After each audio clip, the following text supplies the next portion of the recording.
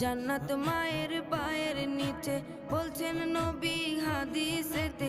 জান্নাত মায়ের পায়ের নিচে বলছেন নবী হাদিসেতে। দয়াল নবীর কথা তুমি